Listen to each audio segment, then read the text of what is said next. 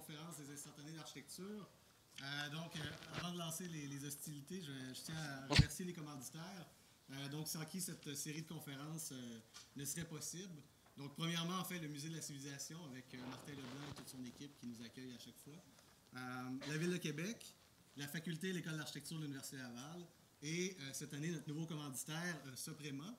Et donc, avant d'aller plus loin, j'inviterai d'ailleurs M. Alexandre Gauvin, qui est représentant architectural pour la province de Québec, à venir vous adresser un petit mot avant la présentation du conférencier.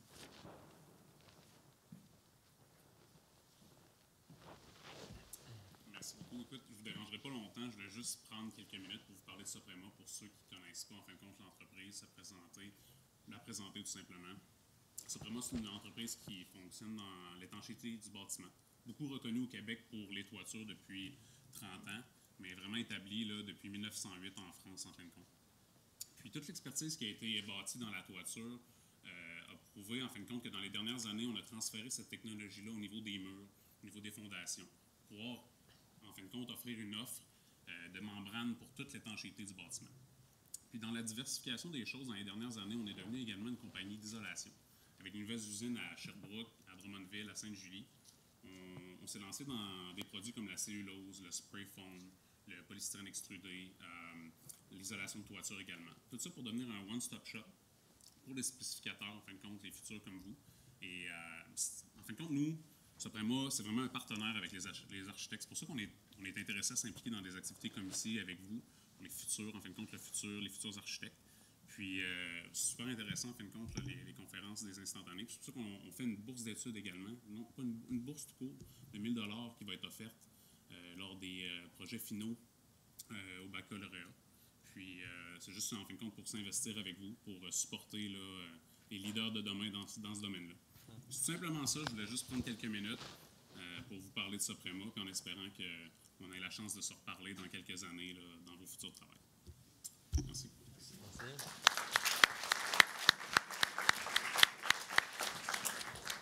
Merci, M. Gauvin, pour cette précieuse collaboration.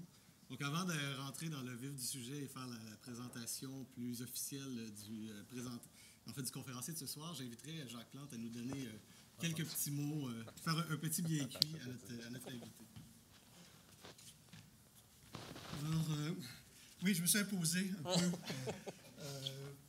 pour venir saluer Alain Carle. Et en son honneur, je me suis pas habillé en noir, comme la plupart des architectes le font. Je connais Alain Carle depuis 1986. Alors, c'est pas d'hier. Nos chemins se sont croisés à de multiples reprises. C'était l'un des étudiants les plus talentueux de l'UQAM. Il en est sorti, fort heureusement, pour aller faire ensuite à l'Université de Montréal. Et là, il a rencontré des super bons de l'UQAM et quelques-uns de l'Université de Montréal. Ils ont fait des concours d'architecture. Ils en ont fait plusieurs. Ils ont gagné dans les années 90, à peu près début des années 90, en fait, un concours important d'habitation à Toronto, un concours international. C'était des jeunes qui étaient complètement dévoués, dédiés, un peu comme plusieurs d'entre vous faites des concours alors que ça se faisait, sauf qu'à l'époque, ça se faisait au crayon de couleur, au Prismacolor et à l'aquarelle et tout ça. Et ils ont gagné aussi un concours d'architecture pour les villes d'hiver, je pense que c'est ça, là, à côté du Grand Théâtre de Québec. Et puis après, comme tous les jeunes qui finissent, Alain a voulu faire sa place. Il y avait plus ou moins de place, ou il n'y avait peut-être pas la place qu'il voulait. Bref, parce qu'il avait un talent d'illustrateur absolument formidable. Il a démarré une boîte d'illustration de projets d'architecture. Et puis il a travaillé pour moi. Et c'était un grand bonheur parce qu'il a fait 3 perspectives absolument magnifiques au crayon de bois du premier projet, en fait, du projet qui m'a mis un petit peu au monde, la caserne de Lézy pour Robert Lepage. Je te signale que ces trois dessins-là sont maintenant aux Archives nationales du Québec, au fond Jacques Plante. Donc, ils sont protégés pour toujours. Et donc, il a continué son petit bonhomme de chemin pour ouvrir sa propre boîte et faire des projets d'architecture, projets d'aménagement intérieur au début, pour des grosses compagnies comme Go Figure, Tommy Hilfiger, et pour d'autres. Et puis, il s'est mis ces dernières années à faire des résidences qui, à mon avis, sont spectaculaires et qui sont vraiment exceptionnelles. Et son talent, à ce niveau-là, commence à être de plus en plus connu et reconnu, de nombreuses publications et des prix. Et puis, pour moi, je trouve que c'est une idée géniale qu'on a invité Alain à venir vous parler parce qu'il représente un volet un peu oublié de la pratique, même si on dit ça depuis 20 ans, qu'on ne fait pas de résidence. Il y a quand même pas assez d'architectes qui en font, puis il y a de la place pour faire des résidences, puis on voit que les maisons victoriennes, c'est pas assez de mode. Alors pas tout à fait, peut-être. Et donc, il y a encore des clients qui en veulent, hein, semble-t-il. Et donc, je suis vraiment content que l'école ait pris l'initiative d'inviter Alain Carle. Et donc, je laisse la parole à Samuel pour la présentation officielle.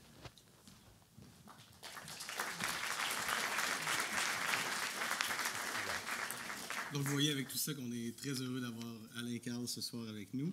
En fait, l'agence est basée à Montréal, donc fondée en 2000. Et c'est une agence qui développe des projets qui s'ancrent dans la perception comme modèle théorique. Et comme il va vous expliquer ce soir avec un bon 30 minutes de théorie au début de la conférence. Oui, c'est ça.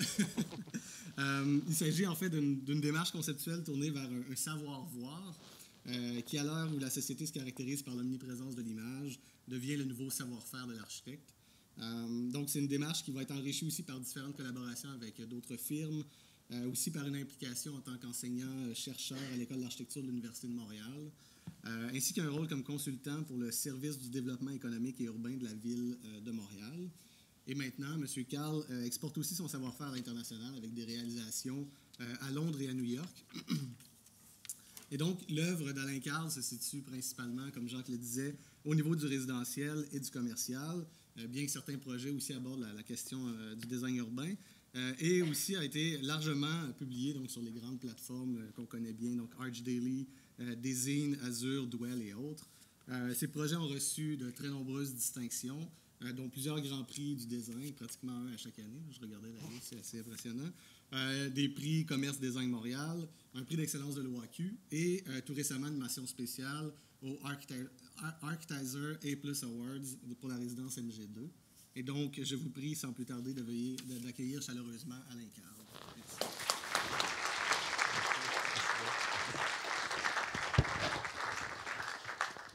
Merci. Bonsoir. Je ne suis vraiment pas dans ma zone de confort, là, vous allez m'excuser. En gros, j'ai une première partie de la conférence qui est un peu rattachée à, disons, une partie plus théorique là, qui fait le pont, j'espère, vous allez faire le pont entre ce que vous allez voir dans la première partie de la conférence, c'est peut-être une petite demi-heure de ça, et la deuxième partie qui va être une présentation essentiellement de la partie résidentielle, c'est-à-dire les projets qu'on fait qui tournent autour des dernières maisons qu'on a fait dans les dernières années.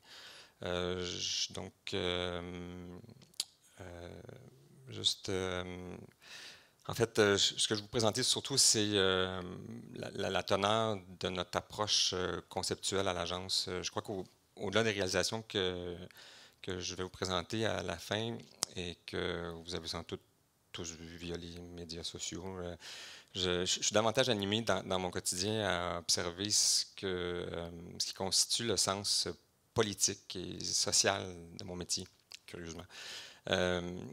J'appelle notre pratique métier parce que je partage cette idée de Giorgio Grassi que l'architecture constitue une expérience continue, silencieuse, presque secrète, à l'instar des structures médiatiques actuelles qui ont malheureusement tendance à définir l'architecture comme une art de la performance. Donc, je tiens donc à vous présenter davantage ce qui tisse les liens communs qu'on entretient à l'agence, l'entente implicite qui nous unit. Je parlerai donc de certains projets qui témoignent de manière plus explicite que d'autres ce qui est partagé entre notre équipe et qui constitue pour moi un espace commun. C'est un aspect important, voire essentiel de l'enjeu que je tente de promouvoir au fil des diverses collaborations que j'ai eues et que j'ai toujours avec les personnes qui ont séjourné à mon agence. Il y a là pour moi un véritable agenda politique, c'est-à-dire que je considère que notre travail constitue une des pratiques esthétiques dont parle le philosophe Jacques Rancière, une part des constituants du corps sociopolitique dans le temps. Cette pratique esthétique dont il parle est fondée sur une notion de partage, c'est-à-dire l'acceptation d'une logique sociale voulant que le sens apparaît dans les contours et les replis de cette logique. Je place ce que Rancière appelle le partage du sensible comme une sorte de contrepoint à la notion de singularité créatrice. Autrement dit, non pas une voix, une main, mais des voix, des mains. Rancière illustre ce concept en ramenant la figure du théâtre grec, une structure spatiale fixant un lieu politique où se partage le sensible. La société civile est conviée à un événement situé dans le temps, il obéit à l'annonce de la représentation, prend place à un endroit désigné, c'est-à-dire les gradins, les partagés en classes diverses, tandis que les acteurs et le chœur prennent leur place respective à l'avant-scène ou à l'orchestre. Donc la position spatiale des acteurs et la transmission de l'œuvre par celui-ci à l'audience constitue ce que Rancière appelle le partage du sensible. Finalement, espace, temps, société, politique constitue ce que lui appelle le régime esthétique du social. Par là, il veut dire qu'il n'y a pas de notion d'art pour l'art, il n'y a pas d'avant-garde, il n'y a pas de modernisme. Tout n'est que depuis le début une question d'agencement politique où il y a partage. De cet énoncé philosophique, et là, je vais vous m'excuser si ceci constitue un cours sécuit probablement totalement inacceptable d'un point de vue d'un vrai philosophe, parce que je ne le suis pas, qui lie esthétique et politique, on peut alors revoir une structure architecturale comme le théâtre antique d'Orange, que je ramène ici parce que c'est une des structures les plus complètes de ce genre de théâtre, non pas comme une œuvre formelle en soi, mais bien un dispositif installant le social.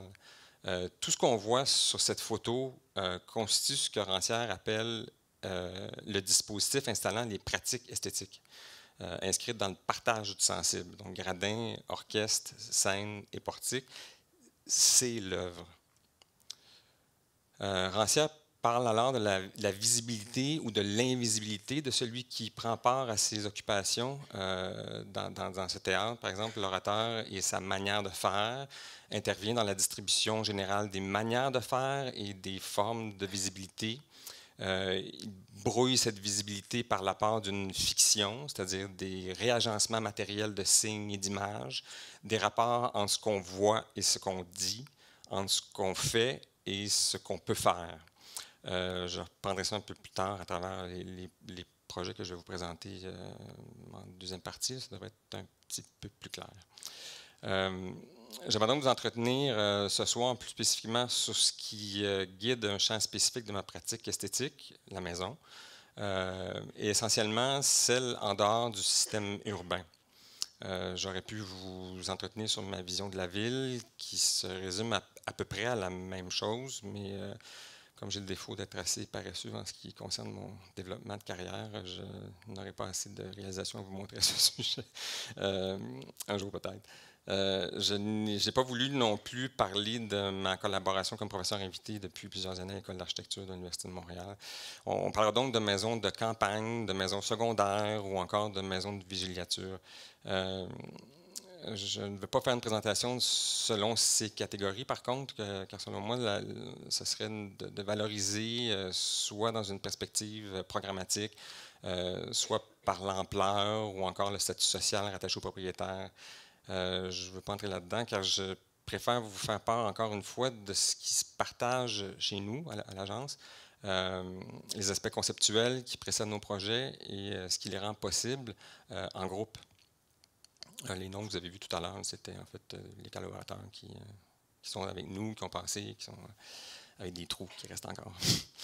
Je pense qu'en fait que malgré ces différences évidentes qui existent dans les maisons que je vais vous présenter, il existe un point commun qui, à mon avis, nous engage dans ce que je nommais tout à l'heure, une posture critique, celle d'un constat que l'habitat est devenu au fil du temps, dans son intériorité, un lieu rigide et hermétique, tant sur le plan conceptuel que matériel, et utilement sur le plan humain. C'est un point de vue que je vais essayer de développer brièvement avant de passer les projets en revue. En Amérique, on est à un point où la maison est essentiellement un bien de consommation, traînant une bonne partie de la sphère économique. On dit souvent cette phrase assassine, quand la construction va, tout va. Je trouve ça celle-ci pousse sans cesse ses limites expansives, avec une optimisation de l'identité architecturale, réduite à des strictes composantes qu'on peut décliner sur nos 10 doigts, les dernières à ce jour tournant autour de l'efficacité énergétique et d'une pensée vaguement verdâtre, qu'on se le dise, il y aura d'autres couleurs probablement.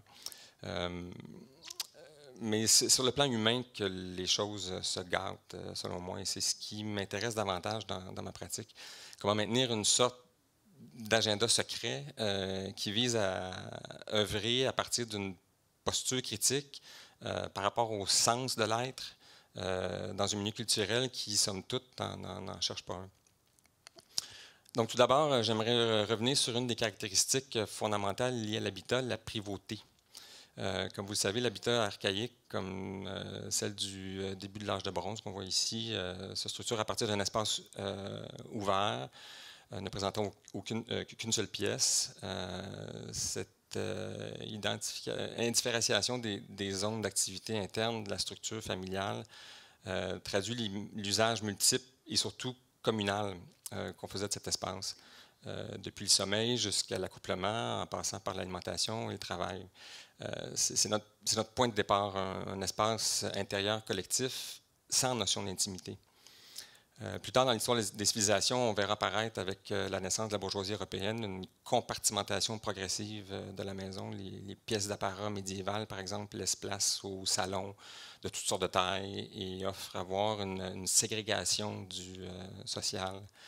L'interface entre l'extérieur est contrôlée. Les fenêtres sont des cadres rigides n'offrant qu'un paysage univoque.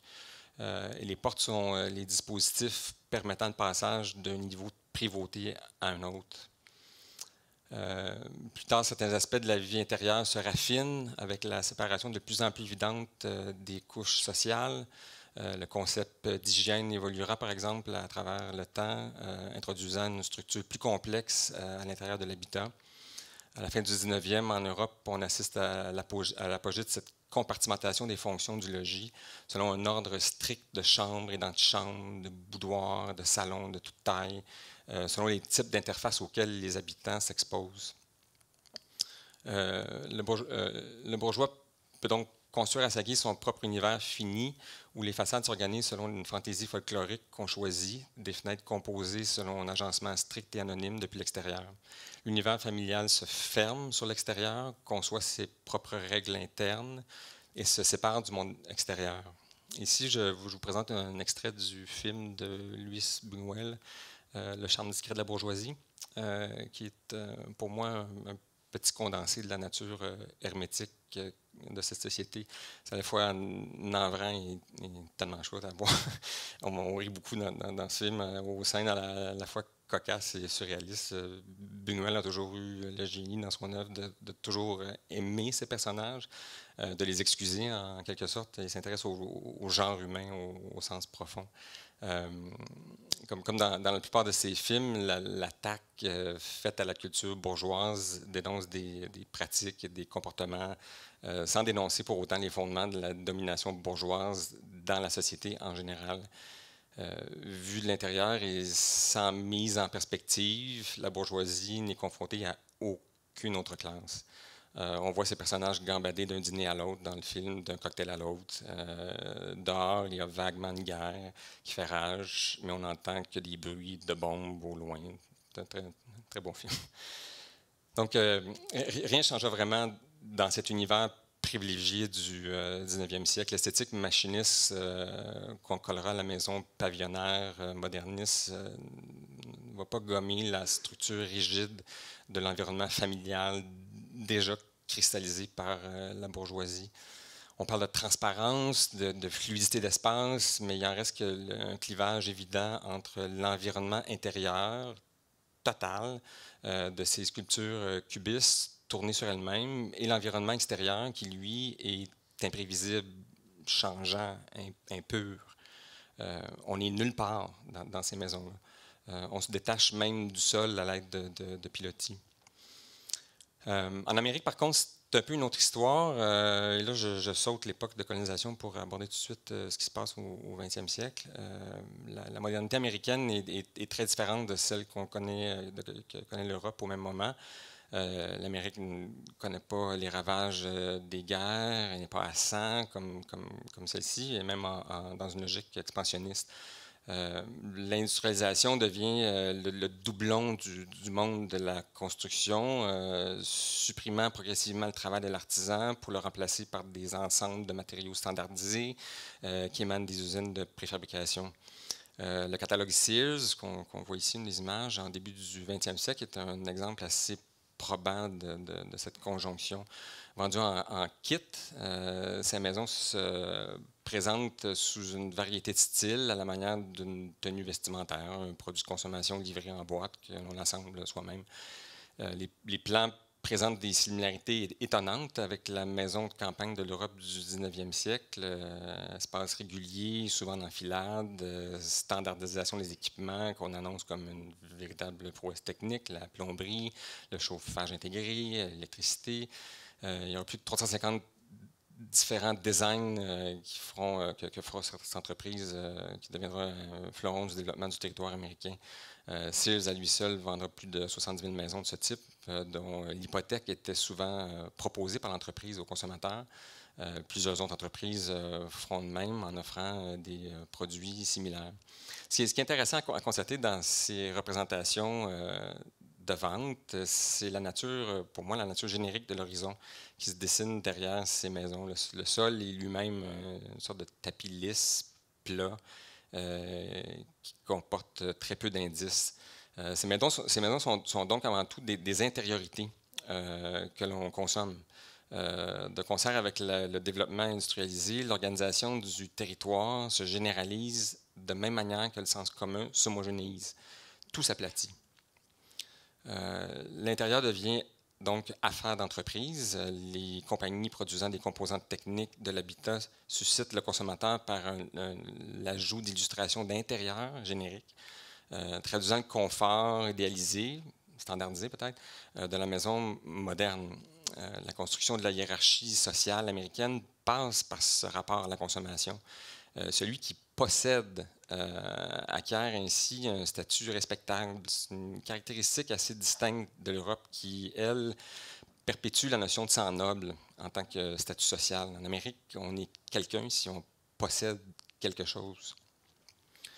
Force est de constater aujourd'hui que malgré le fait qu'on a remplacé la vadrouille par un cocktail entre amis, l'idée de définir un idéal de domesticité en l'absence de toute extériorité est toujours le modèle qui prévaut, surtout lorsqu'il s'agit d'arrimer le logis et la logique de consommation.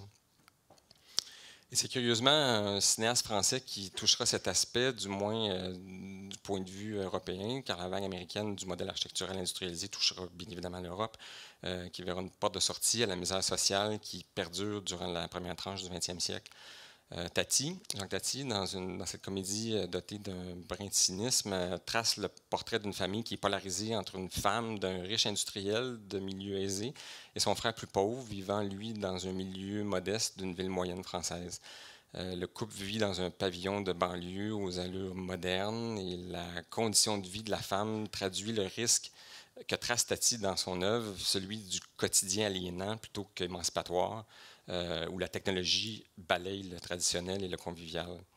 Dans ce film, presque tout se joue dans un extérieur intériorisé, le jardin de la villa moderne, étant à la fois l'extension de l'esthétique de l'architecture et de ses espaces intérieurs. La porte mécanisée ferme la composition sur l'extérieur, la ferme est captive. À un moment donné, moi je vous laisse.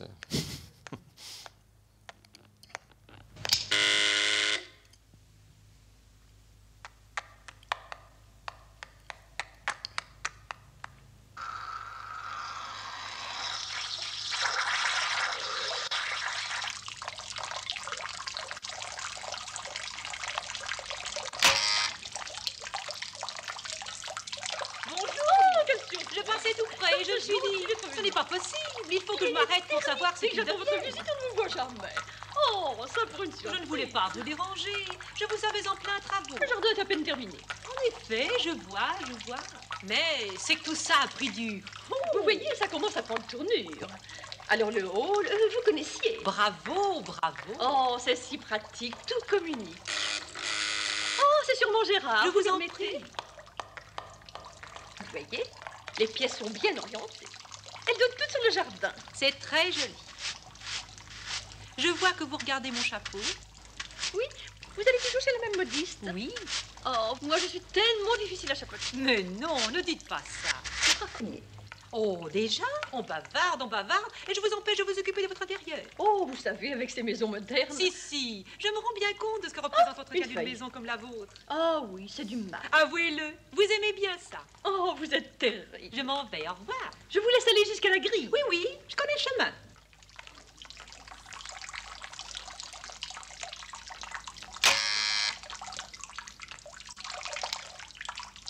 Au revoir. À bientôt.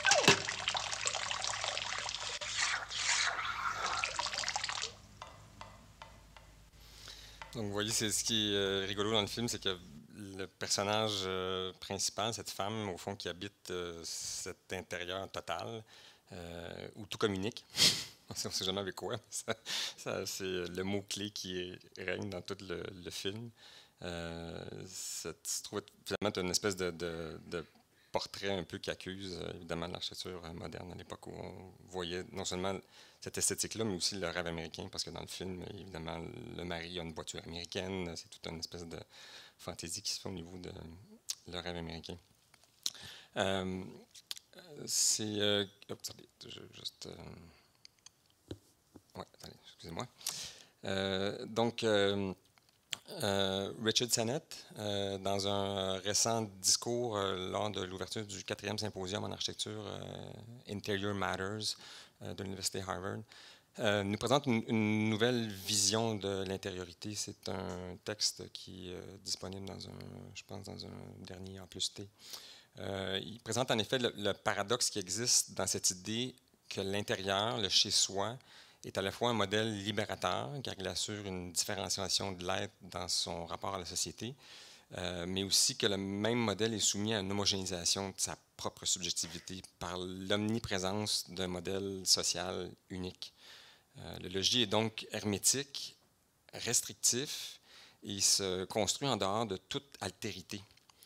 Sennett propose ainsi l'extériorité comme modèle de subjectivité du soi.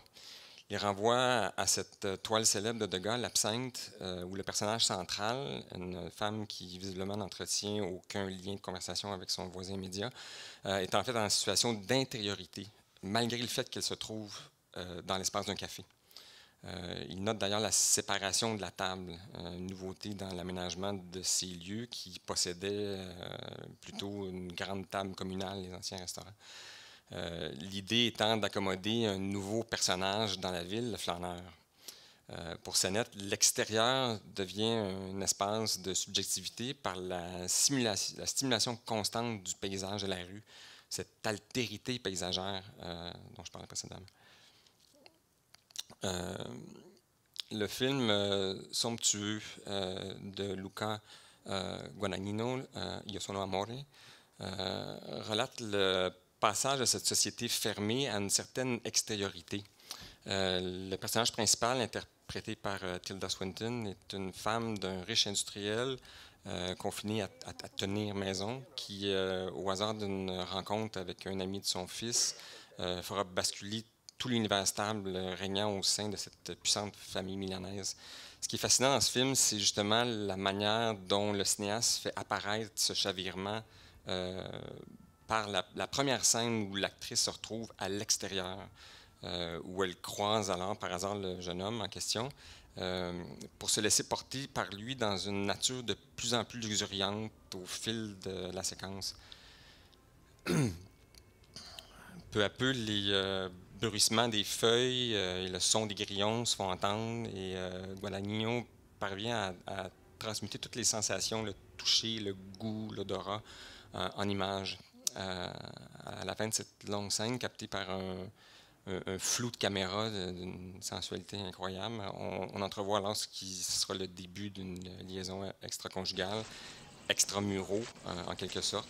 Il ne pourra pas y avoir d'intérieur pour eux. Il s'agira d'un eau dehors pour ce couple qui sera banni de la puissante famille aux mœurs traditionnelles. C'est un film qui, pour moi, illustre de façon magistrale cette notion d'altérité liée métaphoriquement à l'extérieur, un extérieur à quelque chose. Ce n'est pas l'idée que la nature inspire la luxure, c'est plutôt que le fait que le cinéaste utilise cette figure d'extériorité pour métaphoriquement installer le drame. On va voir la dernière scène, très très belle.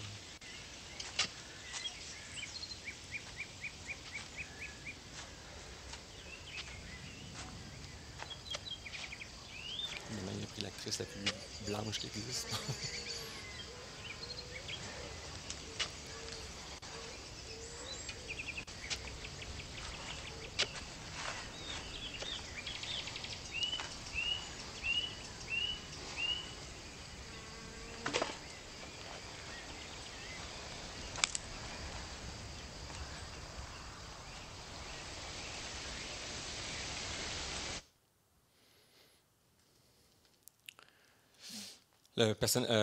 Toute l'œuvre de Guadagnino illustre selon moi ce concept d'extériorité dont Richard Sennett parle. C'est un film politique selon moi qui pose le rapport d'altérité dans le jeu, dans les jeux qui fixent les êtres dans un espace, dans un jeu clos.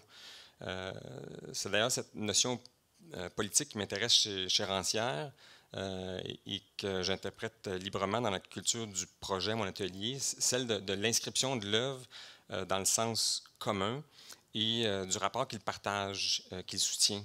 Je m'intéresse aussi à cette notion d'altérité dans mon travail, au sens large, car elle est pour moi une source de fiction. C'est comme une brèche ouverte qui laisse voir un réel spatial et temporel, une sorte d'horizon fiction, selon lequel, comme dit encore Rancière, tout serait récit afin d'être un fait. Le théâtre constitue donc une figure politique du régime des arts, selon Rancière. Le territoire constituant son extérieur, cet horizon de fond de scène, est l'objet qui m'intéresse ultimement. Il est celui par lequel apparaît la notion d'altérité au sens métaphorique. Le territoire ici ne se lit pas comme la chose à voir, mais plutôt l'autre qui nous regarde. Rappliqué à notre pratique spatiale, la reconnaissance de cet autre constitue pour moi cette posture critique silencieuse, transformant cet horizon fluide par le biais d'un partage sensible. J'aimerais avec cette présentation que vous saissiez ce qui est central dans mon travail, dans notre travail à l'agence, la nécessité de l'œuvre par le biais du partage et par la présence de l'autre. L'autre, concrètement, je parle du territoire, du politique, du social, au sens de l'équipe de travail, du client, etc. Parce que nous sommes finalement dans une époque très hermétique, très opaque. Notre horizon commun s'est brouillé. C'est un paradoxe parce que tout autour de nous, il est question d'ouverture et d'échange. Je pense en fait que ce discours ambiant cache un conservatisme lié à une omniprésence de l'image qu'on ne partage plus, mais qu'on consomme en solitaire. Tout s'intériorise, se singularise, et c'est surtout notable dans un aspect de ma pratique, celle de la maison résidentielle pavillonnaire. C'est pourquoi je souhaitais vous exposer mon point de vue sur la chose et mon rapport créatif à ça. Mais encore un petit peu de mise en contexte encore, c'est le cas de le dire. L'œuvre de Roland Poulain, que je découvre dans les années 90. Pour moi, la découverte de l'univers de Poulain a été formateur, inspirant, car Poulain pratique un peu la même esthétique du partage. Il installe ses œuvres dans un espace commun où les pleins construisent les vides. Ceux-ci sont évidemment chargés de sens car ils sont le volume et que nous occupons en tant que spectateurs. Les formes qu'il installe sont complexes et nécessitent un temps d'observation qui se conjugue au mouvement dans l'espace. Qu'il soit question de cadrer un vide afin de laisser couler dans le reste de l'espace, de complexifier le cadre lui-même. Son œuvre émerge et disparaît d'un plan horizontal qui lui-même est une fiction. Il est à la fois neutre et chargé de sens, dur et mou à la fois. Les plans, quant à eux, sont complexes, forçant un temps d'observation. Poulain parle de ses sculptures en tant qu'œuvre difficile, rendant le spectateur responsable du sens qu'il pourra donner à son œuvre selon le temps qu'il aura passé autour à le décoder. Il laisse des fragments de sens communs comme indice de sens. Ici, on perçoit une tombe funéraire, un crucifix, une table. Ce sont des signes que Poulain place comme des repères qu'il partage avec son spectateur, offrant un contexte sensible à percevoir, un lieu connu mais transfiguré. Bernard Cache traduit le sens de ce sol commun dans son ouvrage paru en 1997, Terre meuble. Pour lui, ce sol est la définition même du lieu, mais celui qui n'est pas fixé dans le temps. Il est constamment changeant. Il est une figure instable d'extériorité. Il se définit selon un narratif qu'on lui attribue. C'est une construction, une fiction. Le sol, comme dit Rancière, c'est une pratique politique. Et c'est ce que je vois aussi dans le travail de Poulain, de cette manière. Aussi dans l'œuvre de Olafur Eliasson, ici l'œuvre Riverbed, présentée au Louisiana Museum de Modern Art en 1995. L'œuvre, il s'agit d'une construction d'un sol investissant toutes les salles du musée jusqu'à mi-hauteur, transformant complètement l'échelle du lieu. Au-delà de ça, il met le spectateur dans une zone instable où soudainement le pas est altéré, inconfortable. Il y a un temps nécessaire afin de s'acclimater à ce changement-là. C'est le temps de l'œuvre encore. Au beau milieu, il y a un sillon simulant un ruisseau apporte une dimension sonore et référentielle à une notion de lieu. C'est plus juste un tas de roches déposées dans un musée, mais c'est un lit de rivière. La lumière est généreuse et uniforme, elle simule le jour.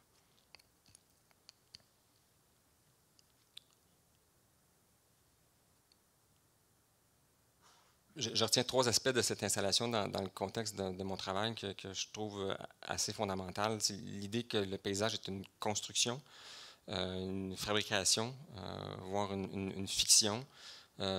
C'est aussi une entité qui ne se présente jamais de soi. Elle est systématiquement contextualisée ici. C'est l'espace du musée même et l'imbrication de l'un avec l'autre qui produit l'œuvre, qui produit le sens. Troisièmement, ce sol est un espace collectif, ouvert à des flux multiples, imprévisibles, libres. C'est un lieu d'extériorité au sens de Richard Sennett, même si dans le cas présent, il s'agit d'un intérieur fabriqué. L'idée de concevoir et fabriquer des paysages inscrits dans le flux des mouvements est donc pour moi aussi la porte d'entrée fondamentale à notre pratique et notre partage du sensible. Ça se retrouve dans la notion de l'espace ouvert. Dick Van Gameren, dans son ouvrage récent Revisions of Spaces, propose d'ailleurs une relecture de plusieurs projets architecturaux selon ce principe. Tout l'ouvrage fait la part de l'invisibilité du projet, sa part sensible. Il décrit par le biais de schémas la qualité de flux inhérent à chaque projet qu'il présente. On y retrouve une somme de bâtiments assez disparates sur le plan stylistique, c'est voulu d'ailleurs, mais qui présente un intérêt autre, celui de la qualité du déplacement du corps dans celui-ci. Il présente par exemple une fluidité surprenante incluse dans l'architecture militaire du Moyen Âge, comme le château de Douves, où on perçoit les principes de déplacement inscrits entre les masses du bâtiment de pierre. Il démontre avec ces schémas comment un espace de flux se dégage selon la manière dont on regarde ce bâtiment. On voit ici dans le château de Domenberg où le principe de fluidité à même les murs se conjugue à la composition géométrique définissant les pièces, ou la maison bourgeoise du 19e, encore une fois, qui ici présente une double circulation sociale, selon qu'on soit autour ou dans les murs. Il développe son ouvrage en révélant la spécificité architecturale des lieux qui accueillent ces déplacements, depuis les volumes d'escalier, aux passages en galerie, aux rotondes, aux halles de pas perdus, ici chez Lutyens par exemple. Comme s'il insiste sur la perception de ces grands projets, non pas d'un point de vue stylistique, mais plutôt du point de vue du mouvement, du perceptuel à travers le déplacement du corps. C'est en fait proche de la phénoménologie de perception dont parle Merleau-Ponty, par exemple. De cette manière, il aplatit tous les projets qu'il représente selon ce principe, si bien qu'une maison de Wright devient perceptible de la même manière que le château de Douves, ou la maison d'Anna Venturi de Venturi Scribe Brown dans la même logique qu'un Lutyens. C'est assez intéressant car c'est encore une fois une manière de penser le sol dans le projet comme un continuum public qui porte en lui un espace de liberté, un renversement de l'espace clos, s'ouvrant sur un paysage d'extériorité. Et encore là, l'extériorité, ça ne veut pas dire extérieur. Plus près de nous, on peut voir ce renversement apparaître dans des premières œuvres de Siza, par exemple, la maison qu'il dessine pour Alcino Caldoso. Et presque un petit instantané illustrant ce renversement. Situé dans un village à la frontière au nord du Portugal, ce projet d'agrandissement d'un ensemble de fermes ancestrales incarne probablement ce que Siza poursuivra tout au long de sa carrière, l'architecture en tant que paysage fabriqué, comme espace ouvert sur l'altérité. On voit ici de plus près l'intervention qui est ni plus ni moins un dispositif d'observation d'un paysage qu'il conçoit comme un ensemble indissociable. La représentation en plan démontre bien d'ailleurs ici les traces du nouveau vignoble se confondent avec l'extension de la proposition qu'il dessine. C'est comme si, au fond, tout le travail graphique au fond, présente cette idée de ouvrir un paysage en tant qu'extériorité. Ici, on voit une vue d'intervention architecturale.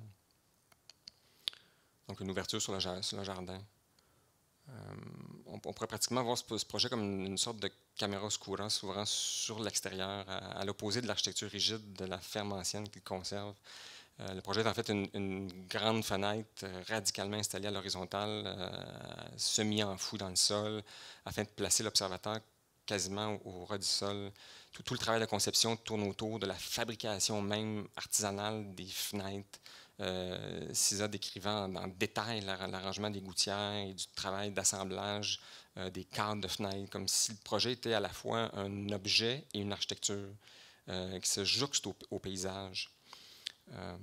On marque dans la coupe comment Siza installe son occupant. On voit ici, là. Vous voyez vous voyez pas mon... Attends un petit moment, je vais faire ça. Attendez que j'essaie de trouver la façon de faire ça. Attends, j'ai un petit truc. Oui, c'est la partie de l'agrandissement, mais ce qui est intéressant, c'est la position du sol qui installe plus basse que le reste du terrain. Donc, il installe son occupant dans ce rapport-là spécifique au paysage. L'extension se situe légèrement en dessous au niveau du moyen du sol, comme pour placer l'observateur au ras du sol, sous la cime basse des pieds de vigne. Tout ça est profondément humain pour moi, ce travail-là.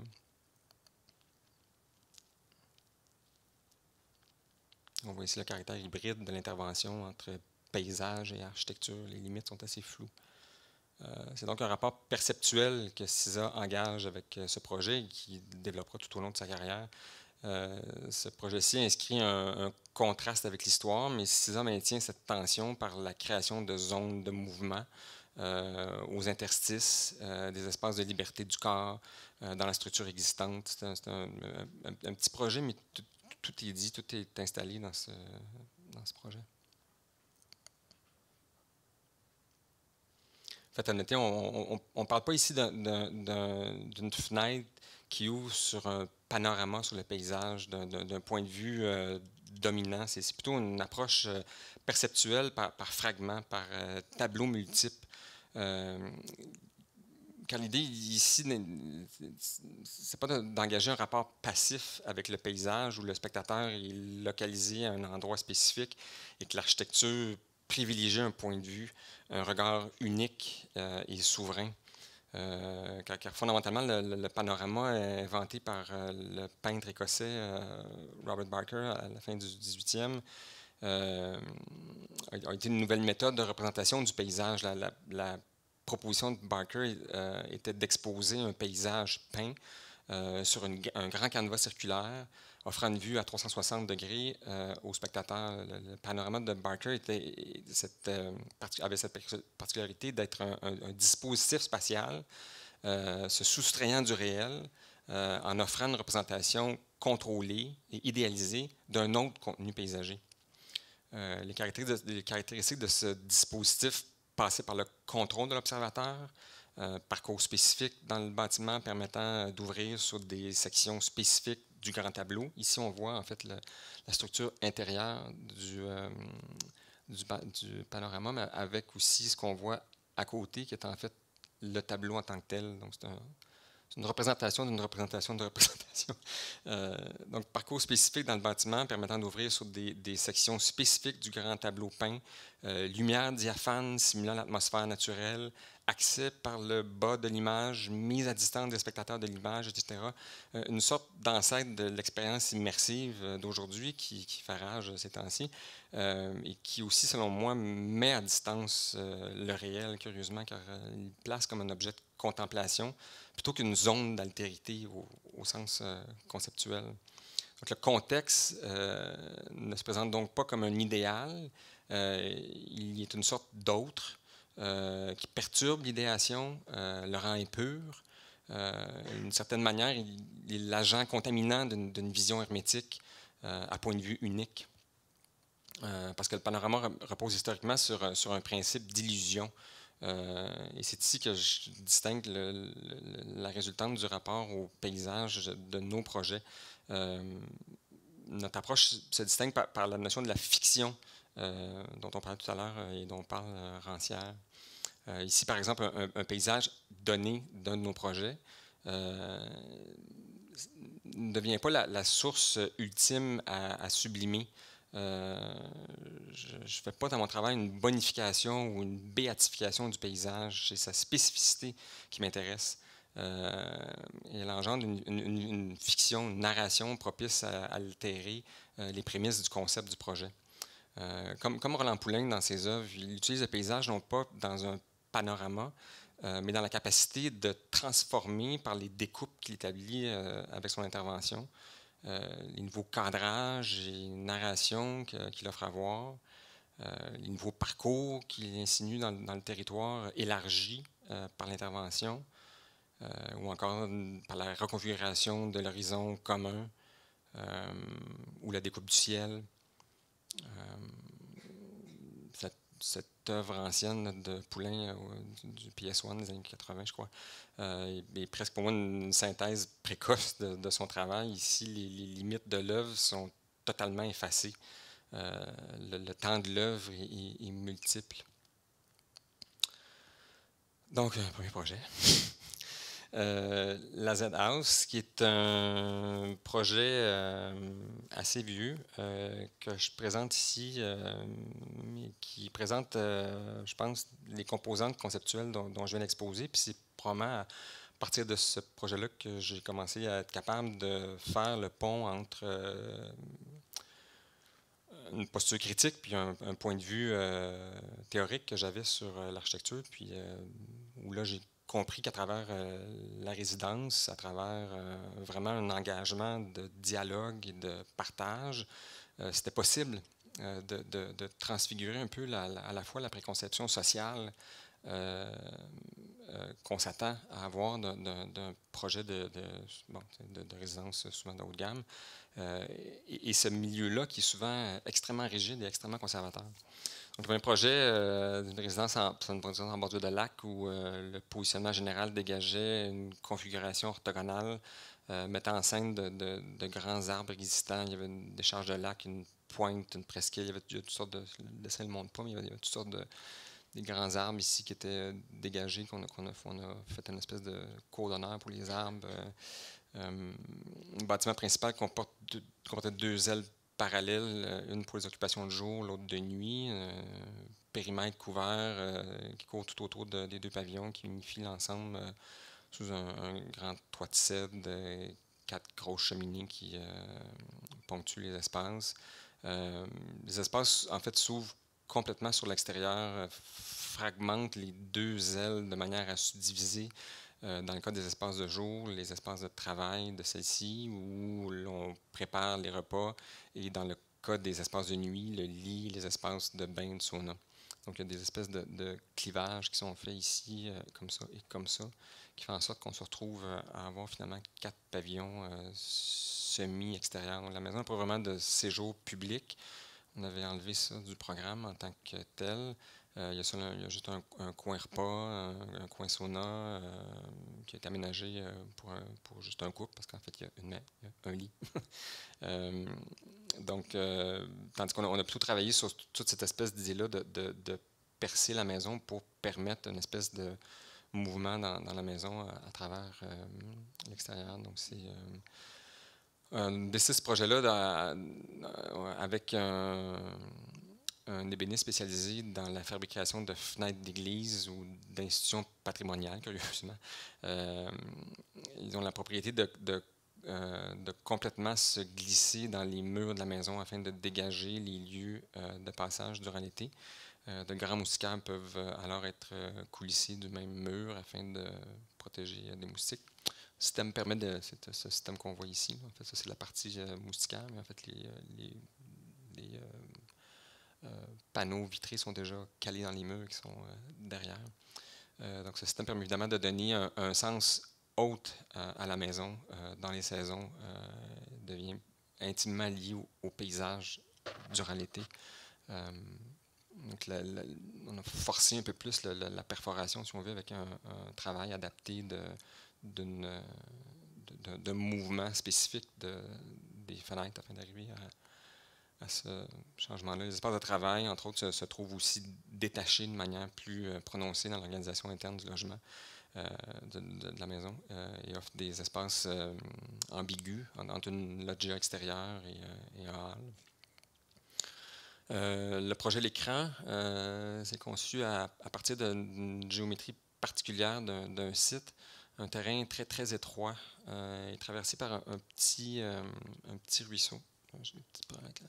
Donc le terrain n'était pas plus profond que ça. Ça, c'est déjà un chemin qui était derrière ici, puis un ruisseau. Donc il y avait à peu près juste ça qui était disponible pour s'implanter. Donc, le plan s'articule selon un agencement linéaire, s'ouvrant sur le chemin par des cours et des redans de différentes tailles.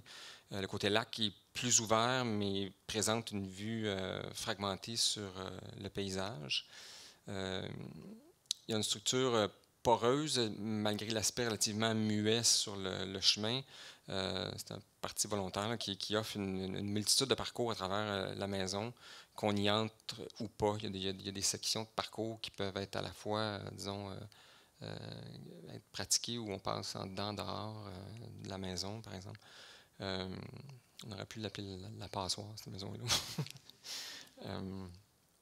Les grandes circulations intérieures font communiquer le haut et le bas de la maison sur des sols extérieurs existants, de manière à transiger sur le site en pente par le biais de la maison. Donc la maison est comme un dispositif de promenade plutôt qu'une maison de style.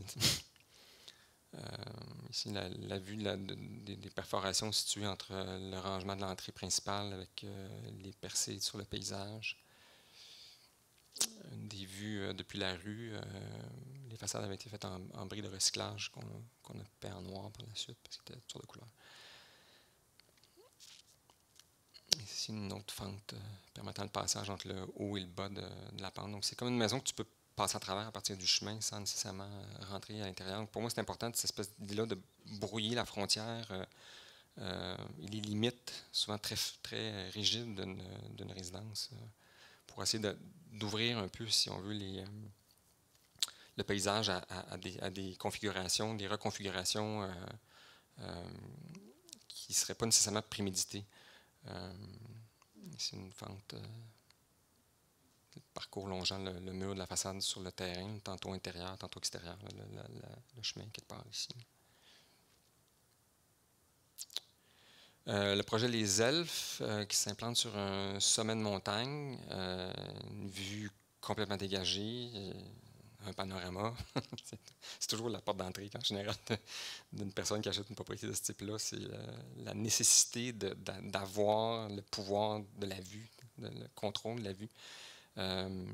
Donc, c'est un projet qui était donc sur une crête complètement dégagée, avec des vents impossibles.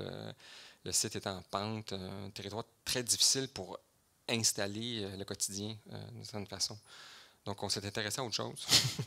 On a retenu la qualité du sol comme point de départ, une composition géologique présentant des gros rochers disposés de manière éparse sur la pente. Donc, c'est des détails qui sont complètement anodins, mais c'est volontairement ça que je récupère dans le travail pour amener progressivement à la fois le propriétaire à se déplacer d'une certaine manière de son propre champ stéréotypal, et aussi ça devient en même temps le territoire commun de partage à même le groupe de mon agence.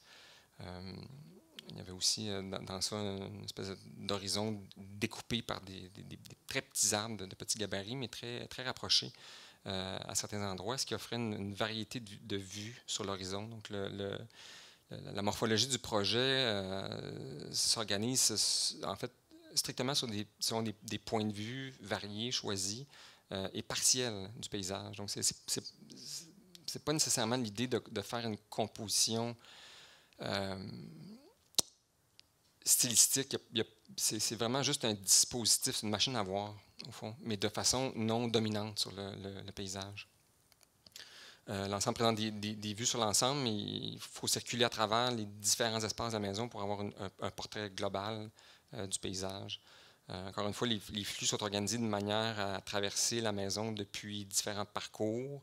L'accès principal est situé sur la partie supérieure d'un volume à double hauteur.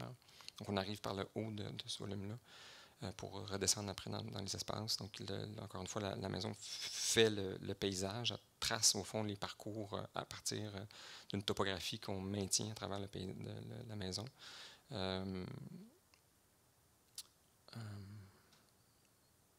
Donc, ces niveaux connectent deux pavillons par l'espace sous le parvis d'entrée. C'est-à-dire qu'il y a quand même une connexion qui se passe au niveau d'un jeu de topographie, finalement, parce que l'entrée se trouve à un niveau supérieur ici. Il y a une espèce de petite terrasse extérieure ici qui donne sur une vue qui est là.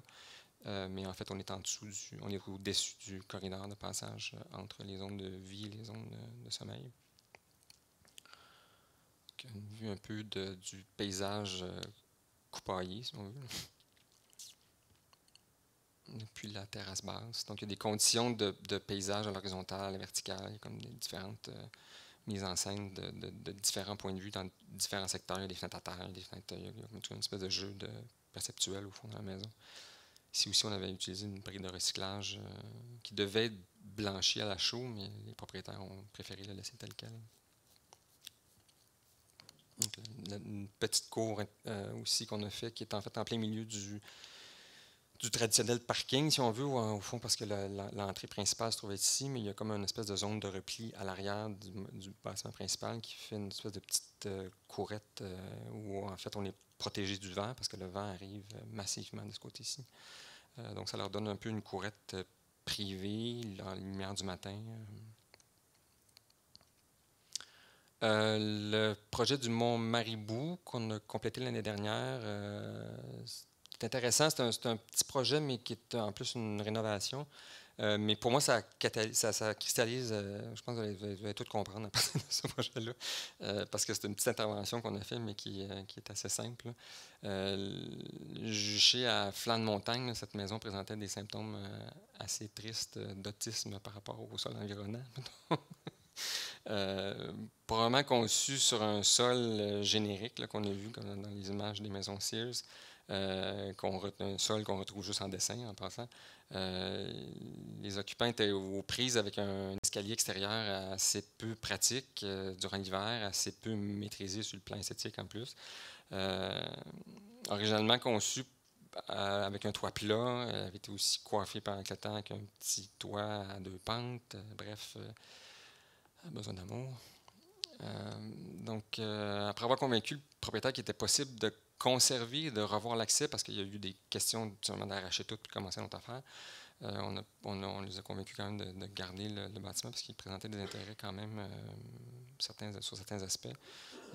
Donc, on a revu complètement l'accès. Puis pour moi, c'est une façon de juste expliquer très, très, très simplement la manière dont on travaille. C'est-à-dire qu'on a, au fond, entrepris une rénovation complète. On a redéfini l'entrée à partir du bas, mais dans une perspective où tout la modification qu'on a faite dans le projet après était juste en fait rattachée à la façon dont on allait bouger dans la maison et ce qu'on allait percevoir dans la maison. Donc, c'est un projet que rapidement, on a comme changé de conversation par rapport à la sorte de cuisine qu'on allait avoir dans la couleur des murs, mais c'était plutôt la stratégie qu'on aimait à présenter, qui était cette idée de reconfigurer complètement le scénario d'entrée. Donc, en fait, on a privilégié l'entrée dans un des espaces qui était le plus résiduel, qui était le dessous du balcon de la terrasse, qui était absolument pas approprié. C'était une zone de déchets. Il y avait puis on a complètement revisité ce territoire-là, donc pour lui donner, au fond, un statut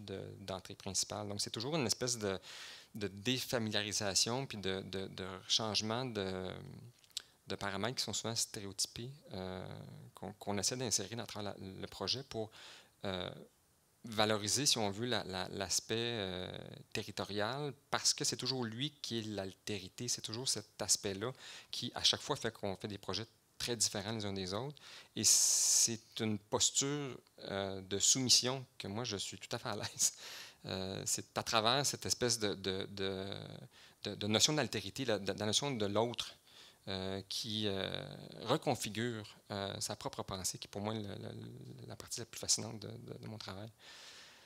L'arrière, par exemple, aussi de la maison, qui était complètement résiduelle, qui tournait complètement le dos à un aspect spectaculaire du site, qui était la falaise derrière, qui était fantastique.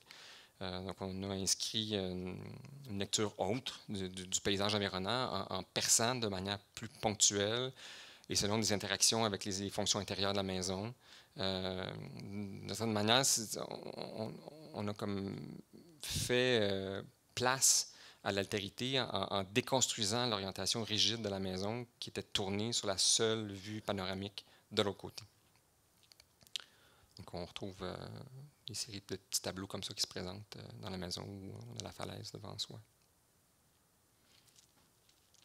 Le projet MG2 s'installe sur une pente douce en forêt, distante d'un lac. Ce site avait la qualité d'être très régulier et propice à la promenade. Un terrain très, très, très facile, une belle, très belle pente.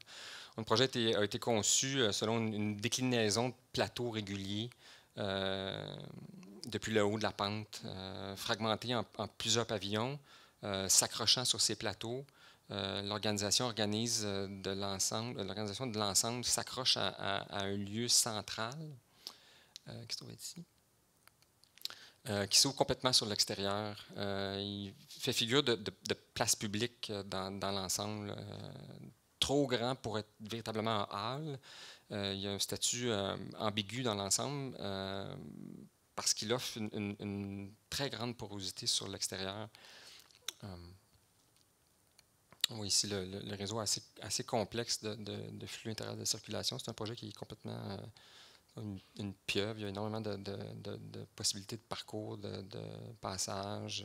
Tout ça est rattaché toujours avec un programme. Et vous voyez que je n'insiste pas beaucoup sur le programme. C'est pas quelque chose qui m'intéresse en architecture. Malheureusement, je ne suis pas de l'école de Ramkoulas. Je pense plutôt que l'architecture, c'est avant tout quelque chose d'humain, quelque chose de sensible.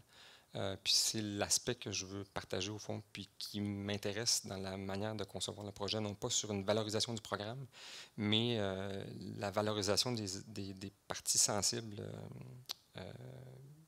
du territoire. Ici, l'accès depuis stationnement véhiculaire. À gauche, un pavillon à toit à 2 pentes qui est en fait l'espace de travail des propriétaires occupants. Donc, c'est une maison où ils sont... J'en parle du programme. Il y a donc plusieurs pavillons qui sont volontairement tous disparates les uns des autres.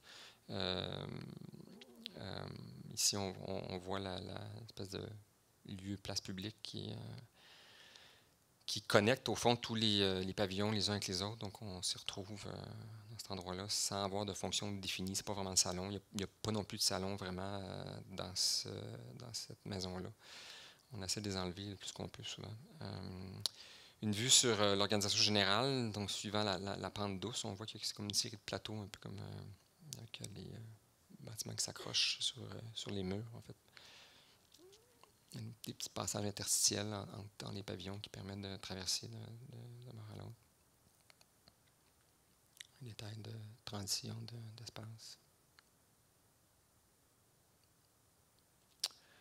L'aéronnière commence avec une anecdote du lieu. Au moment du relevé, on avait remarqué la présence de 3 gros... il en manque un, il est plus derrière soi. Là. Au moment du relevé, il y avait la présence de ces 3 gros blocs rocheux qui, en transcrivant les données du relevé, sont apparus exactement au même niveau, à 1 cm près. Donc, c'était complètement... Donc, encore une fois, à partir d'un détail absolument inutile et absolument fortuit, le projet s'est construit comme une espèce de table, si on veut. C'est comme si on a séparé, si on veut, les zones de jour et les zones de nuit sur cette base-là, en conservant et en les accrochant, si on veut, à l'esthétique du projet. Donc, l'axe, au fond, du projet se décline sur une valorisation de ces 3 objets-là qui, au fond, permettent à chaque fois des circulations aussi aléatoires, au fond, à partir de ça, où on peut arriver et remonter sur l'espèce de table, plateau à l'étage qui nous permet de connecter avec les chambres. Donc, ça, c'est l'espèce de plateau qui est ici, qui est évidemment un endroit qui n'a pas de garde-corps, vous allez me le dire. Mais c'est des choses que je suis un peu rebelle dans ce contexte-là. Je fais pas signer des papiers, là, mais presque. Au sens que je pense que je me suis toujours dit qu'un enfant de 4 ans tombe jamais devant un précipice. Il y a quelque chose qui est naturel quand il y a un vrai danger. Donc, le projet reste de cette façon-là. En fait, ça permet de passer. On peut passer en dessous ici, descendre là, par le lac. Donc, la maison est comme en plein milieu du terrain, si on veut. Fait qu'il y a toute une capacité de transiger d'un côté à l'autre de la maison ou de tout simplement aller s'étendre là, sur la terrasse. Ici, c'était un petit peu trop sexy pour pas en avoir. Donc, c'est la partie arrière des passages où il y a les caps qui sont restés. On n'a pas contrôlé l'aménagement paysager, malheureusement. ici, le projet de la Charbonnière, qui est un projet qui fait partie d'un ensemble de résidences qui sont tous tournées autour de ce que le promoteur appelle maison signature, qui est les terrasses Cap-à-l'Aigle. J'ai jamais su ce que ça veut dire. Mais bon, le projet, qui est donc juste un petit peu au nord de Cap-à-l'Aigle, présentait, quelque chose d'assez difficile. C'est-à-dire que dans une perspective, j'imagine, de vente, le promoteur avait arraché tout le terrain. Il n'y avait plus d'arbres. Il y avait une magnifique panorama, encore une fois. Mais toutes les centaines d'années d'histoire de ce terrain-là étaient rasées. Donc, on s'est retrouvé dans une situation où, pour moi, le projet, c'était avant tout d'essayer d'installer un objet dans le paysage, d'y conférer une étrangeté dans la mesure où le projet, encore une fois, était très proche du chemin, extrêmement exposé, tant au vent qu'à le possible développement qui va arriver de ce territoire-là, qui est magnifique, mais qui va, je pense, si on ne s'implique pas plus dans ce projet-là, va virer comme une espèce de grande extension de banlieue, malheureusement. C'est souvent ce qu'on voit dans la campagne, non pas le rural, mais la banlieue qui continue. Donc, ce qu'on a fait de ce projet-là, c'était de littéralement faire comme une espèce de bras protecteur. On a créé une espèce de mouvement pour créer une espèce de petite niche interstitielle, si on veut, entre le grand paysage panoramique et l'installation de la vie, qui était la maison. Donc, le projet est un petit peu issu, au niveau de la forme, de cette idée-là de se protéger des vents, de créer une intimité dans le paysage, d'être capable d'avoir une histoire qui devient soi. Donc, encore une fois, avec des transparences au niveau des parcours qui permettent de descendre sur le terrain via la maison. Toujours dans cette idée-là que progressivement, le bâtiment est ambigu, est à la fois un lieu de passage, un dispositif d'observation du paysage et en même temps une installation de vie. On voit un petit peu la partie arrière.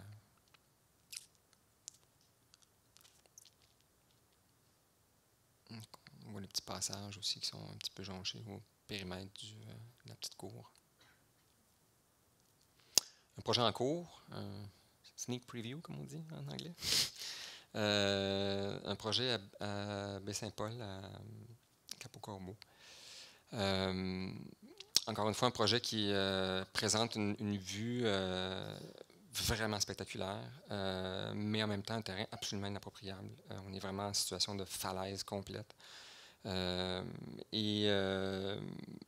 projet, en fait, est venu d'une très belle relation que j'ai avec la personne qui est promoteur du projet, le propriétaire, qui a, au fond, qui s'est intéressé à voir un peu comment on pouvait coloniser ce territoire-là, parce qu'il y avait un peu un constat que les autres maisons qui sont installées dans ce cap-là présentent finalement toujours un schéma assez semblable, c'est-à-dire qu'on se retrouve avec un plan de rez-de-chaussée assez, disons, flat, si on veut, et un travail plutôt en pilotis, donc des maisons qui sont finalement assez détachées du contexte. Puis son intérêt à elle, c'était d'être capable d'être dans le paysage. Donc, elle est tombée sur la bonne personne, comme on dit.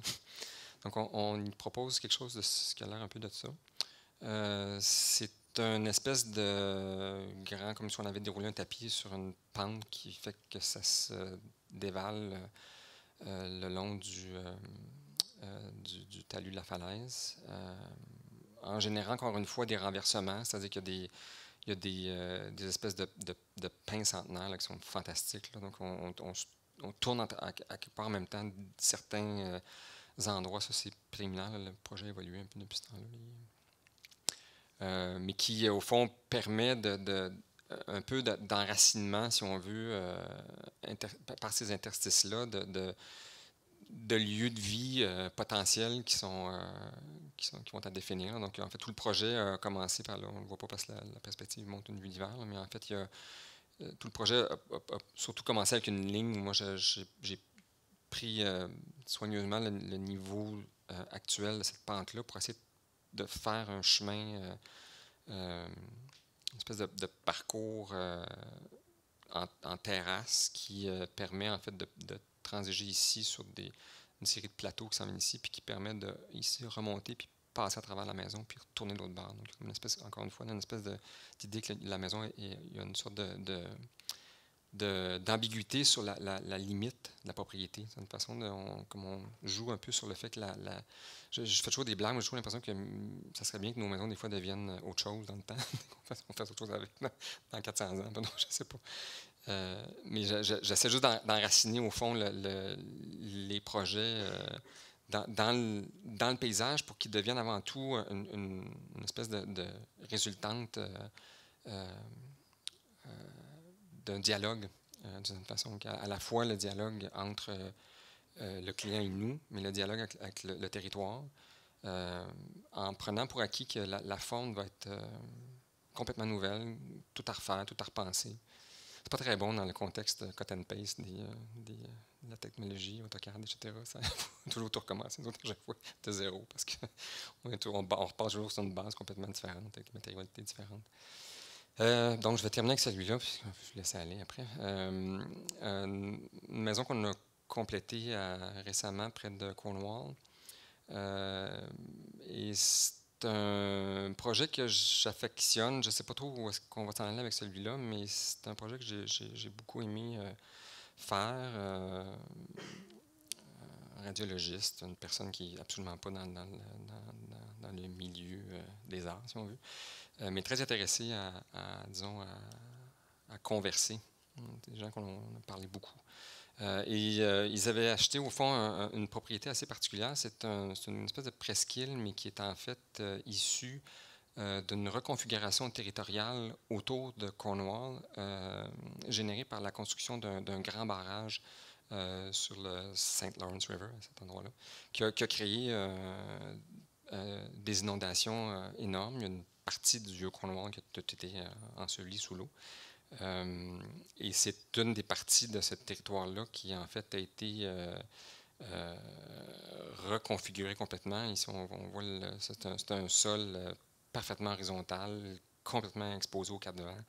Des vents qui viennent du large. En fait, il s'agit d'une presqu'île fabriquée, si on veut. On voit les bordures de rive là, qui ont dû être consolidées par Hydro-Ontario. Afin de maintenir la terre en place suite aux inondations qui ont enseveli une bonne partie de la ville. Donc, un territoire totalement artificiel, un paysage artificiel. C'est le panorama que je vous ai montré au départ, là, qui est une espèce de paysage parfait, mais complètement fabriqué. Donc, devant cette absence de sol commun, on a pris le parti radical, au fond, de construire la maison en prenant en référence 4 points cardinaux. Puisqu'on était dans l'artificialité absolue, on s'est dit nord-sud, est-ouest. C'est tout ce qu'on pouvait prendre. Et c'est en même temps sur ce jeu d'artificialité-là qu'on a construit le projet. Donc, le plan offre des espaces interstitiels de cours intérieurs, protégeant les résidents, au fond, des vents violents qui balisent fréquemment le territoire. Cette raison, la maison se développe essentiellement sur un niveau, de manière à créer des petits lieux intermédiaires, faisant la transition entre ce territoire quasiment abstrait et la maison qui elle-même se veut une abstraction en soi. Nous avons opté pour le béton pour construire une sorte d'enceinte. Donc, il y a à peu près 4 gros plans qui sont nord, sud, est, ouest. Qui font le périmètre de la maison. Il y a sur notre site web une photo de transition, mais que j'ai arrêté le projet là, où c'était juste le béton en place, puis c'était comme une 40 sculptures de Roland Poulenc. Donc, ce que vous voyez ici, en fait, c'est toute une série de panneaux qui, en fait, sont des espèces de brise-vents qui permet, à chaque fois qu'on sort de la maison, d'être dans une espèce de rapport interstitiel, si on veut, entre le territoire qui est très, très venteux, puis l'intérieur du logis. Donc, c'est comme des objets qu'on a rajoutés un peu partout au périmètre de la maison.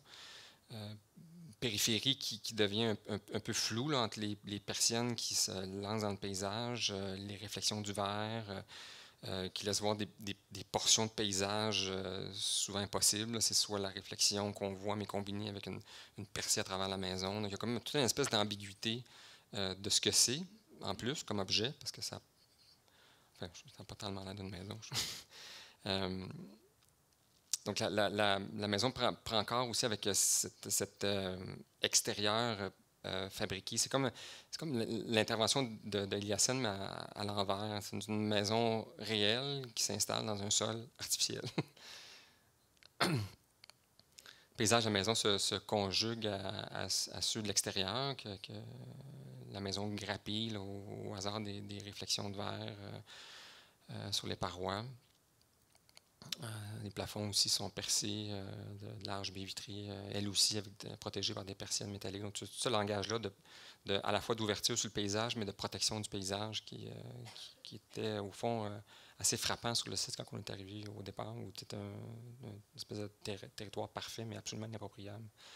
Ce qui est intéressant aussi, c'est que curieusement, le sol réagit à la présence de la maison maintenant, de manière accidentelle, là, certes, mais c'est tracé, engendré par la fonte inégale de la neige, causée par l'ombre portée des persiennes sur le sol. Ça me plaît énormément. C'est des petits instants éphémères en dehors de la fiction de notre propre projet qu'on a échafaudé.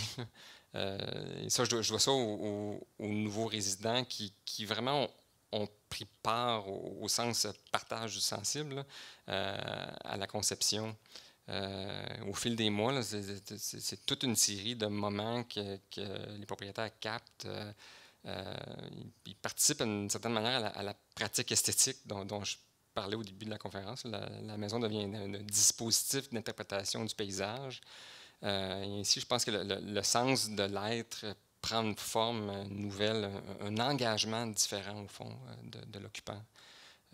L'occupant regarde le phénomène du paysage comme un phénomène d'altérité, d'étrangeté.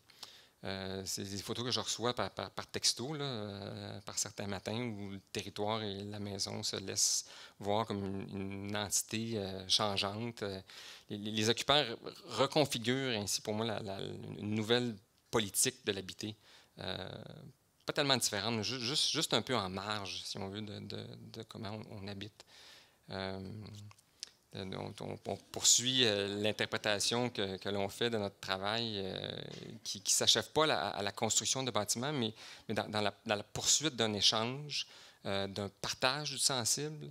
C'est ce que Roland Poulin appelait le temps de l'œuvre qui se... Donc, est-ce que tout ça, c'est du logis? Je l'espère. C'est certainement en lutte contre la configuration stéréotypique que la société présente sous une forme de rêve générique. Non, pour moi, habiter n'a rien d'un rêve et c'est certainement pas générique. Il faut ainsi soutenir une posture critique et engager une forme de pratique esthétique se fondant sur ce partage. C'est ce que je pense. Merci.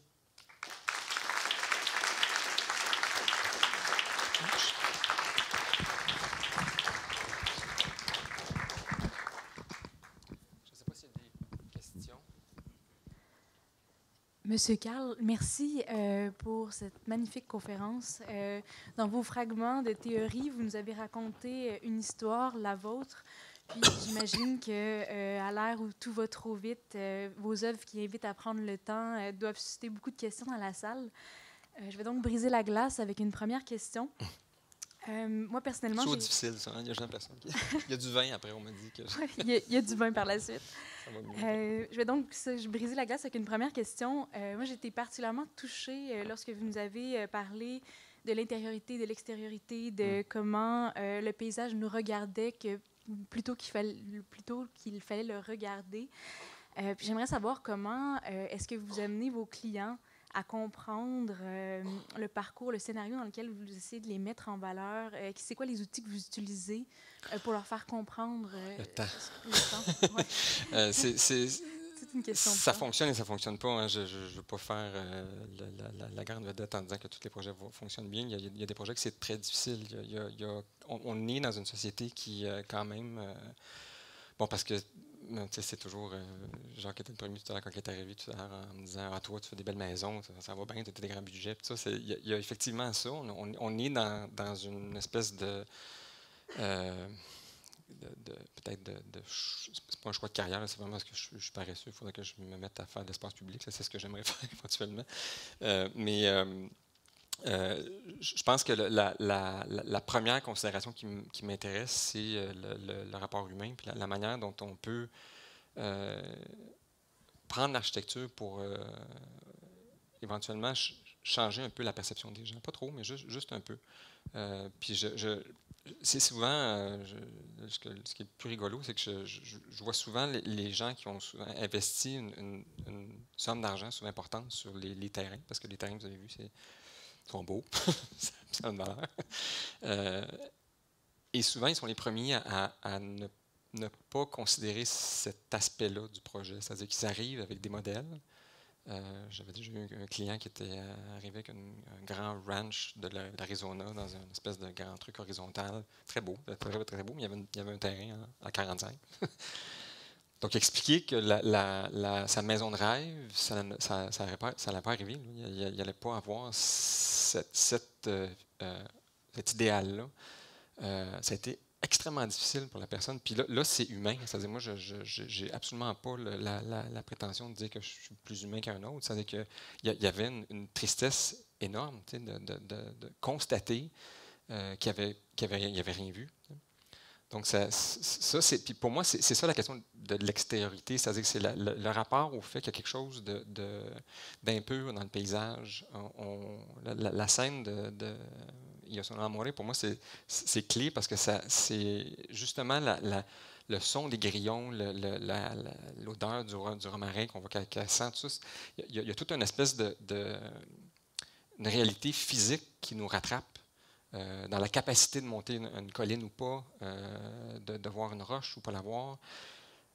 Pour moi, c'est la porte d'entrée des projets parce que c'est l'aspect humain qu'on va peut-être pouvoir garder dans le projet. Donc sinon, on tombe complètement dans le stéréotypal. Il y a à la fois les médias qui nous charrient énormément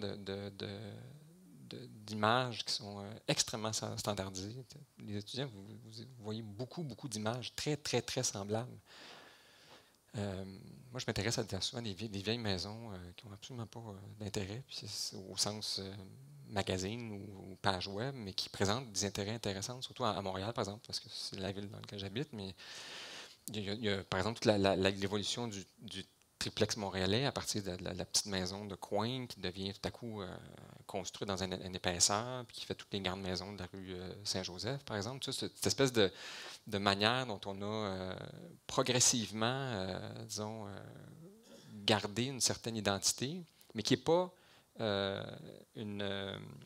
c'est-à-dire que c'est une identité qui s'inscrit dans le spécifique. Pour moi, il y a une différence, puis c'est Rancière qui parle de ça, entre le spécifique et la question identitaire. C'est-à-dire que la question identitaire, ça fixe les choses.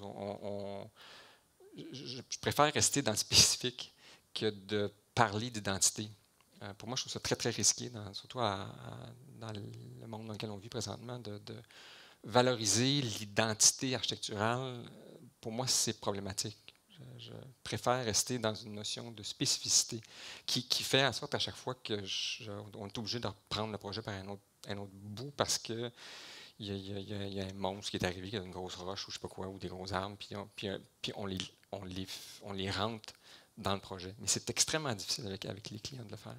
Ça marche des fois. Et c'est toujours après, évidemment, comme dans le cas là, présentement que je vous montrais, là, qui est un peu rigolo, mais c'est vraiment des textos que je reçois selon les journées là, tout le temps, où c'est curieux parce que c'est un radiologiste. Là, il y a il n'était pas nécessairement disponible. Il a tout compris, l'intention du projet. Puis il est heureux dans ce qu'il comprend de sa maison, qui n'est pas le fait qu'il y a une grosse cuisine puis un gros salon. C'est pas ça qui l'intéresse. C'est plus ça qui l'intéresse. Merci beaucoup.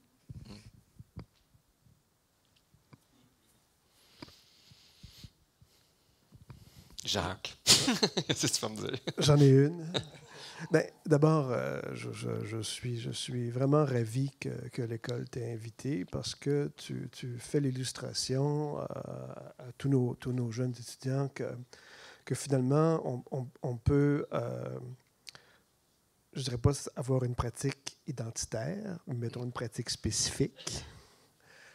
Et puis prendre son pied finalement lorsqu'on fait des projets d'habitation. Celle-ci est particulièrement spectaculaire, surtout parce qu'elle offre des mises en scène sans cesse renouvelées du paysage. Mais ce n'est pas de celle-là dont je veux parler, même si je la trouve particulièrement enviable. Et si tu pouvais revenir à celle qui est à flanc de montagne, qui est un extreme makeover. Là. Ah oui, la maison Maribou. J'ai oublié comment elle s'appelait, là, mais... Attends un petit peu que je te remette ça. Là. Tu me demandes de faire des exercices. Ben ouais, mais t'es jeune, tu peux faire ça, tu joues avec des pitons, là. Est-ce qu'il est si loin que ça? Je peux faire ça, moi, je vais faire plutôt ça. Oui, c'est ça. C'est ce que j'aurais fait, moi. Non.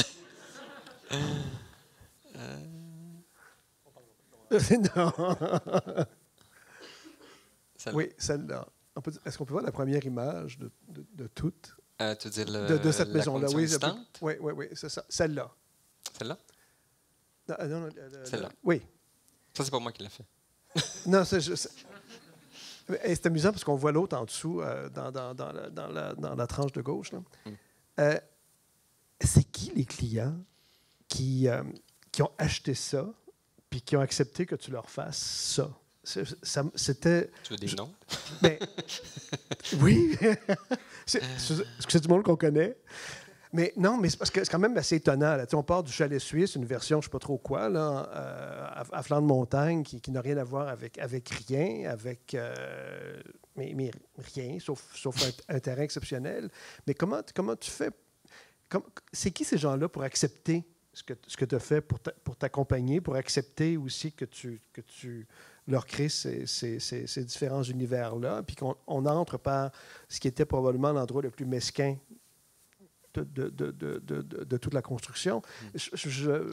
Plus la conférence avançait, plus je pensais à ces gens-là. Puis comment c'est qui ce monde-là? Est-ce que c'est des gens qui avaient de l'audace? Est-ce que c'est des gens qui étaient friqués puis qui sont partis 6 mois en disant fais-nous ce que tu veux, puis on revient?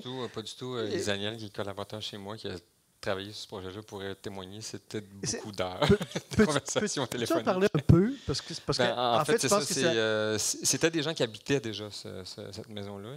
Qui était, là, je n'ai pas montré des photos d'intérieur parce que je ne voulais pas être indiscret, là, mais c'était aussi, il y avait aussi beaucoup de défis au niveau de l'aménagement intérieur. Oui, j'imagine que l'intérieur reflétait peut-être l'extérieur. Là. Oui, je ne sais pas s'ils sont sur le site web, là, des photos intérieures. En tout cas, c'était un petit peu... des gens qui... c'était en fait un couple où je pense que la femme était peut-être plus intéressée au niveau du design en général.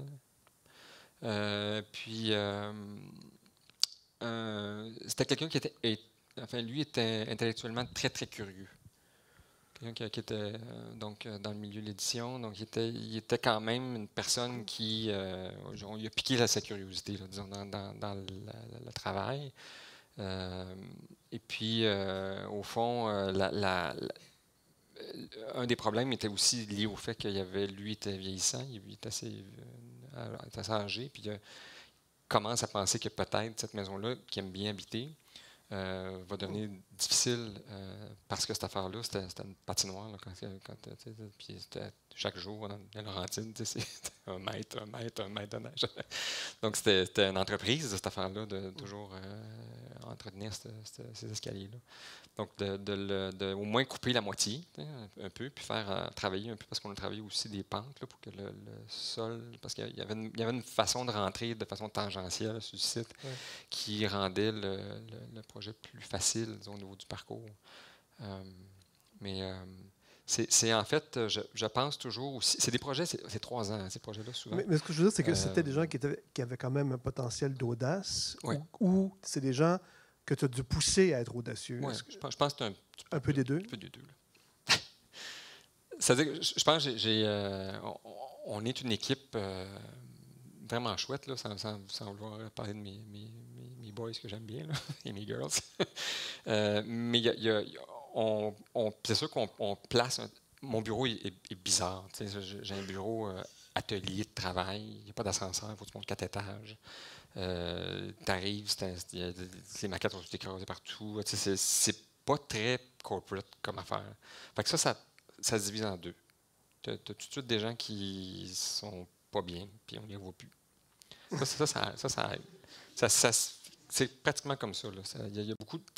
Le degré de l'emprise sociale d'une personne, tu mesures très, très rapidement sur le plan humain. C'est pas long. Il y a une expression en anglais qui dit tout le temps The people are just saying what they are.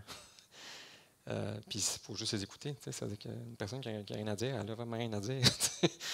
ou quelqu'un qui s'intéresse, ben s'intéresse, c'est tout. Donc pour moi, ça passe par ça. J'ai beaucoup, beaucoup, beaucoup de plaisir à engager le rapport humain avec ces gens-là qui font partie du projet. C'est vraiment, quand je parlais du partage, c'est qu'on se partage des tâches. C'est chacun...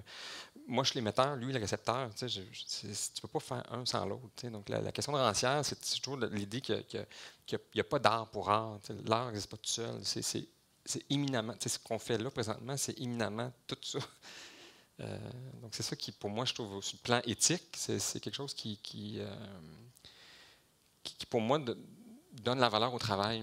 En dehors du fait que, oui, ultimement, pour moi, faire une place publique, ça serait probablement la consécration. Même pas un hôpital.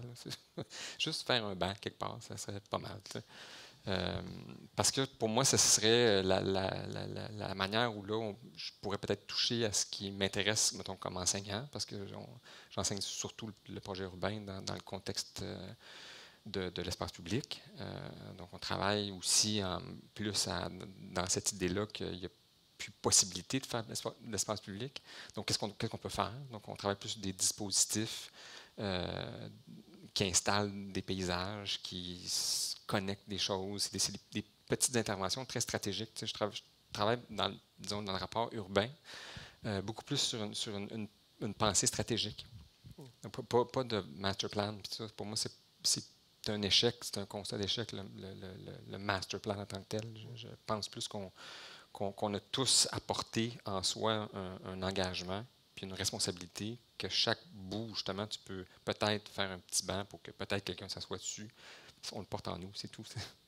Ben, en fait, je fais une parenthèse, mais c'est un peu l'objectif de ce que nos étudiants font à chaque année avec le SPOT, la sympathique place ouverte à tous. Oui, qui est super. Ouais. Merci. Merci beaucoup. J'ai un commentaire, une question à Nadine en lien avec ça.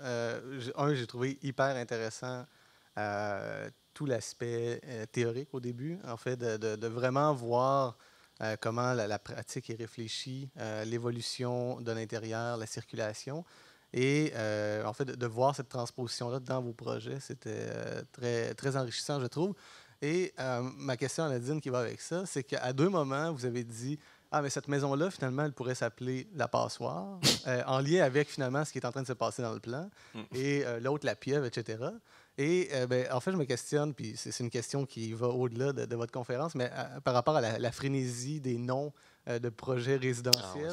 Moi, ça m'embête. C'est toujours des histoires qu'il faut mettre ça sur le site web, il faut avoir un nom. Oui, c'est ça. Mais en fait, est-ce que tu penses que c'est possible, finalement, de garder cette espèce de nom qui, éventuellement, percolerait du processus, ou est-ce qu'il faut absolument avoir ce nom marketing séduisant, poétique, rêveur? C'est effectivement ma concession là-dessus.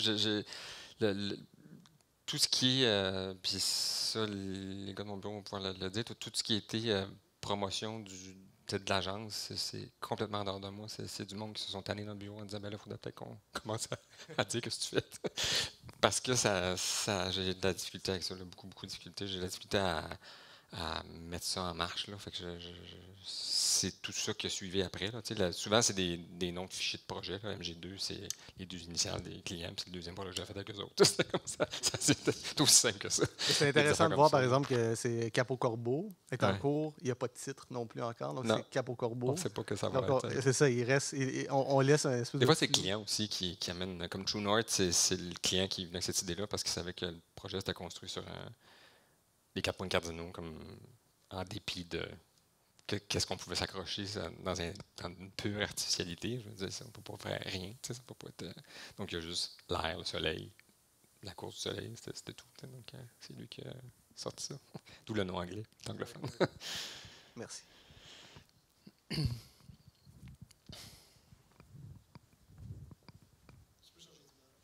Ah oui, c'est vrai, c'est pas la plus gay, hein, j'avoue. Peut-être retourner à... Ah, la Cape au Corbeau, qui est en... Vous voulez savoir qu'est-ce qu'elle a de l'air, hein? J'aime bien cette vue-là. Bonsoir. Je suis ici. Oui, je vois pas. OK.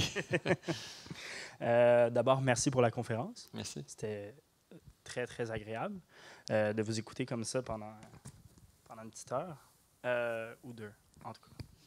J'ai pris 2 heures, vraiment. Non, mais on en Désolé. prendrait plus de Comme toute un long façon, film plate. je vous le garantis. En fait, ma question est un peu longue, là, donc je vais être obligé de la lire, je m'en excuse.